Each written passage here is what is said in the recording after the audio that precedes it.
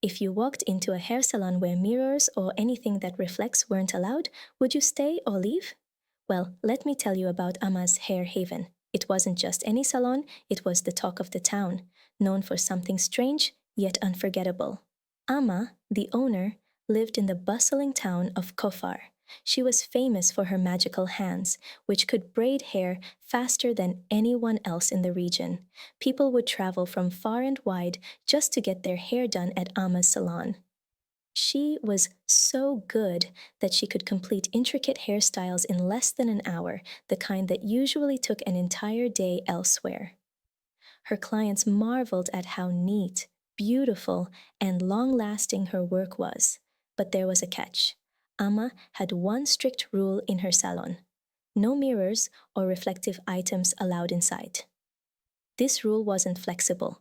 The moment you reached the front door, Amma herself or one of her assistants would search your bag to ensure no reflective surfaces were sneaked in.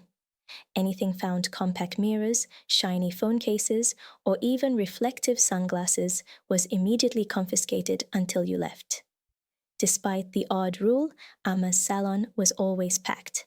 Most people didn't question the policy. They were just grateful for Amma's skill and speed. They saw the rule as a small price to pay for the convenience of walking out with perfect hair in record time. However, one day, a young woman named Chika visited the salon for the first time. She had no idea about the strange rule. As soon as she entered, Amma's assistant politely asked to check her bag. Everything seemed fine, and Chika sat down, ready to get her hair braided. But there was a problem. Nobody thought to check her pocket. As Amma began working on her hair, Chika reached into her pocket and pulled out a small handheld mirror. She wanted to show Amma a picture she'd saved to demonstrate the exact hairstyle she wanted. The moment Amma caught sight of the mirror, her reaction was explosive. "How dare you bring that into my salon?" Amma shouted, startling everyone in the room. "Didn't you hear the rules? Reflections are forbidden here." Chika, now flustered, quickly apologized. "I'm so sorry, Amma. I didn't know about the rule. I didn't mean to break it." Amma's anger cooled slightly, but she demanded that Chika immediately take the mirror outside and leave it there. Chika complied without hesitation, nervous but eager to get her hair done. She dismissed the rule as odd, but didn't ask why it existed. To her, getting her hair braided in less than an hour was worth any inconvenience. And like many others before her, Chika left the salon with a stunning hairstyle and no further questions. Still, the mystery of Amma's no-mirror policy lingered. Why was she so strict about it? What could possibly happen if someone broke the rule? But not everyone was content to let the mystery go unsolved. Days later, another young woman named Ayo came to Amma's salon. Ayo wasn't just new to the salon, she was new to the town. She'd recently moved to Kofar and had heard endless praise about Amma's skills. Naturally, she was excited to experience it for herself. When Ayo arrived, Amma welcomed her with a warm smile and immediately explained the salon's most important rule. "No mirrors or reflective objects are allowed here," Amma said firmly. Ayo tilted her head, puzzled. "Why would a salon of all places ban mirrors? How will I see what you're doing with my hair?" Amma responded, calmly but firmly. "You don't need to worry. I've been braiding hair for years, and I always get it right. If you can't follow this rule, I'm afraid I can't help you." Ayo was taken aback. It seemed like a strange request, especially for a salon, but she decided not to press the issue. She nodded reluctantly and handed over her bag for inspection. Everything seemed fine, so Amma led her to the styling chair and began her work. As Amma's fingers moved with remarkable speed, twisting and braiding with precision, Ayo couldn't help but feel uneasy. Her curiosity about the rule kept nagging at her. Why would anyone ban mirrors in a place where people came to look their best? It didn't add up. When Ayo left the salon with her beautifully braided hair, the rule weighed on her mind even more. She decided she couldn't just let it go. Ayo wasn't the type to leave questions unanswered, and her curiosity often led her to investigate things others might overlook.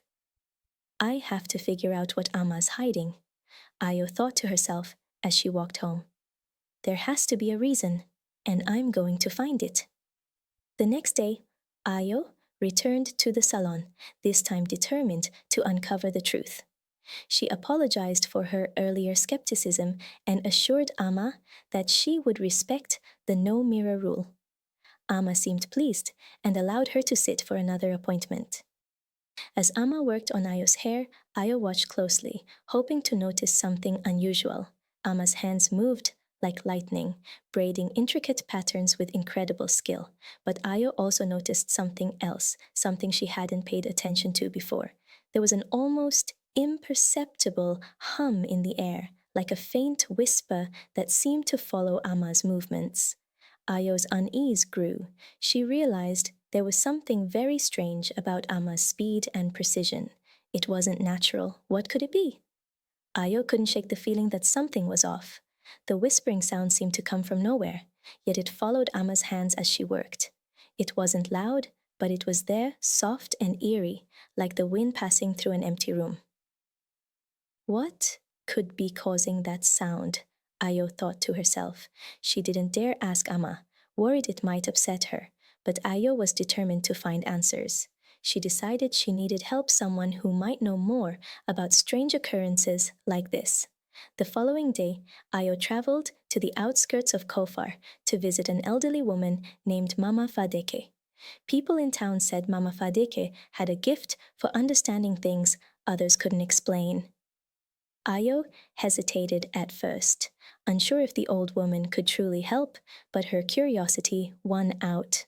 When Ayo arrived, Mama Fadeke greeted her warmly. "What brings you here, my child?" she asked, her voice soft yet knowing. Ayo didn't hold back. She described everything: Amma's incredible speed, the strict no-mirror rule, and the strange whispers she'd heard during her appointment. "Mama," Ayo said, "there's something going on in that salon, and I need to know what it is." Mama Fadeke closed her eyes and nodded slowly. "Ah, the whispers," she murmured. "I've heard of such things before. Let me see what I can find." The old woman took out a bowl of water and began chanting softly. Ayo watched as the water rippled, though there was no breeze. Slowly, an image began to form on the surface, a shadowy figure standing behind Amma as she worked. It was tall and menacing, its dark form blending into the background like smoke. Ayo gasped. Mama Fadeke opened her eyes and sighed. "There is a spirit aiding Amma," she said. "That's why her hands move so fast. The spirit is bound to her, helping her braid hair with unnatural speed." Ayo's stomach twisted. But why? Why would she have a spirit like that? Mama Fadeke's face grew somber. It wasn't her choice. When Amma was just a baby, her mother made a pact with the spirit.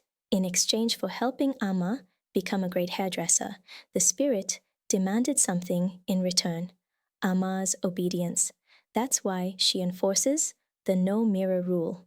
If anyone looks into a mirror while she's working, the spirit's presence will be revealed, and it will destroy Amma to protect its secret. Ayo's heart sank. Amma's skill and success came at a terrible price, and she was trapped under the spirit's control.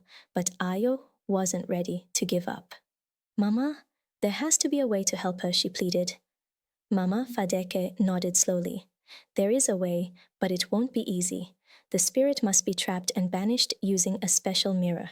If you're willing to help, I can prepare it for you." Without hesitation, Ayo agreed. She couldn't stand by while Amma lived in fear. Whatever it took, she was determined to free Amma from the spirit's grip. The next morning, Ayo returned to Mama Fadeke's home. The elderly woman handed her a small mirror unlike any Ayo had ever seen. Its frame was dark and intricately carved, almost as though the patterns moved under the light. The glass shimmered faintly, glowing with an otherworldly energy. "This is no ordinary mirror," Mama Fadeke explained. "It's been enchanted to trap spirits, but be warned, child using it will be dangerous. The spirit won't go without a fight." Ayo's hands trembled as she took the mirror, but her resolve remained strong. She knew the risks, but Amma's freedom was worth it. What do I need to do? Ayo asked. Mama Fadike leaned closer, her voice low and serious. Take the mirror to Amma's salon. Reflect it around the room as she works. The spirit will recognize the threat and try to resist, but the mirror's power will draw it in. You must hold steady until the spirit is fully trapped. Only then will Amma be free.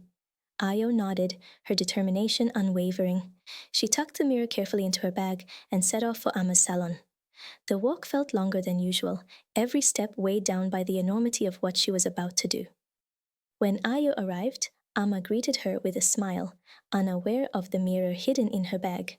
Ayo didn't reveal her plan immediately. Instead, she eased into conversation, talking about how much she admired Amma's skill and how she wanted to get her hair braided again. As Amma began to work, Ayo waited for the right moment. She could hear the faint whispers again, the same eerie sound that had unsettled her before. Her grip tightened around the mirror in her bag. Finally, she took a deep breath and spoke. Amma, Ayo said softly, I know your secret. Amma froze, her hands hovering mid-air. She turned slowly to face Ayo, her expression a mix of fear and confusion. What are you talking about? Amma asked, her voice trembling. I know about the spirit, Ayo said gently. I know it's been helping you, but I also know it's keeping you trapped. I want to help you break free. Amma's eyes widened in shock. For a moment, she seemed too stunned to speak. Then, her shoulders slumped, and she whispered, You don't understand. If you try to help me, the spirit will hurt you. It will hurt us both. Ayo reached into her bag and pulled out the enchanted mirror. I have a way to stop it, she said firmly, but I need you to trust me. Amma stared at the mirror, her face pale with fear. Do you know what you're doing? She asked, her voice barely audible. I do, Ayo replied, and I won't let anything happen to you. Though hesitant, Amma finally nodded. All right, she said, do what you have to do. With Amma's permission, Ayo held up the mirror and began reflecting it around the salon. The whispers grew louder, turning into angry murmurs that seemed to fill the air. Amma gasped, clutching her chest as the room grew heavy with tension. Then it happened. A dark, shadowy form began to emerge from the corner of the room. It writhed and twisted, its shape shifting as though it couldn't decide what form to take. The spirit had revealed itself. The shadowy figure swirled in the corner of the salon, its presence growing more menacing with each passing second. The air felt cold and thick, as though the spirit's anger had taken over the entire room. Amma's hands shook, her usual confidence replaced with fear. The spirit's voice echoed, low and guttural, filling the room with its chilling tone. You dare defy me, Amma? After all I have given you? Amma couldn't speak. Tears welled up in her eyes as she clutched her chest, paralyzed by the spirit's looming presence. Ayo, however, stood firm. She tightened her grip on the enchanted mirror, her heart pounding, but her determination unwavering. This ends now, Ayo said, her voice steady despite the chaos. She raised the mirror higher, angling it toward the spirit. The glow of the mirror intensified, its surface shimmering like liquid light. The spirit recoiled, its form shifting as though it was struggling to stay anchored to the room. The spirit's voice turned sharper, filled with rage. You foolish girl? Do you think a simple mirror can hold me? But as the mirror's glow grew brighter, the spirit's defiance began to waver. It lunged toward Ayo, its shadowy form stretching out like claws. Amma screamed, Watch out! Ayo took a step back, but she didn't lower the mirror. The spirit's shadow collided with the enchanted glass, and for a moment, the room was filled with a blinding flash of light.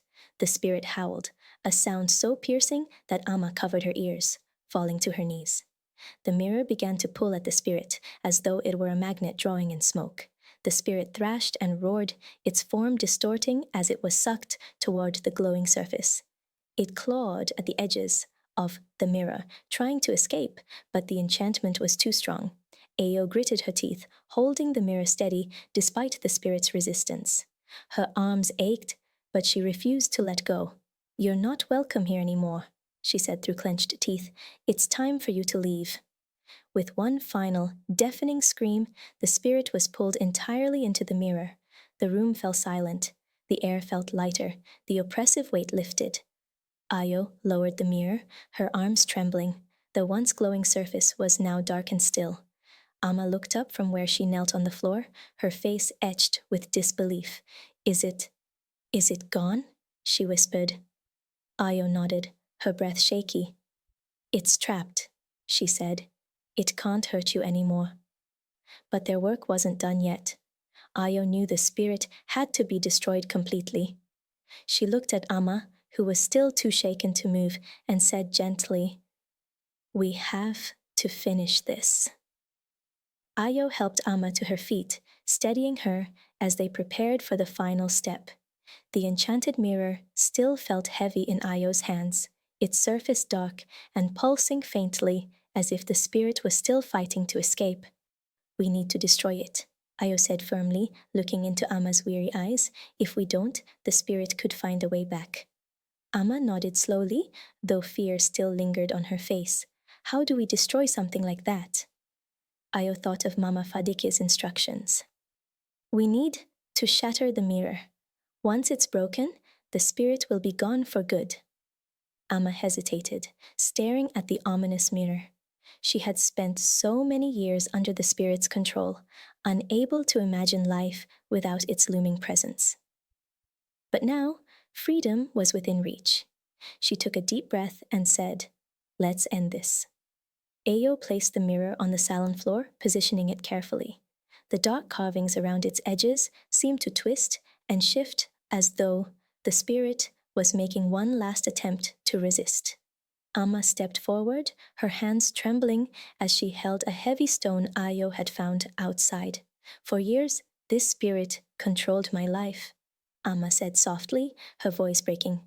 "It gave me speed and skill, but it took away my freedom. It made me afraid of everything, even myself. I'm done being afraid." With those words, Amma raised the stone high and brought it down with all her strength.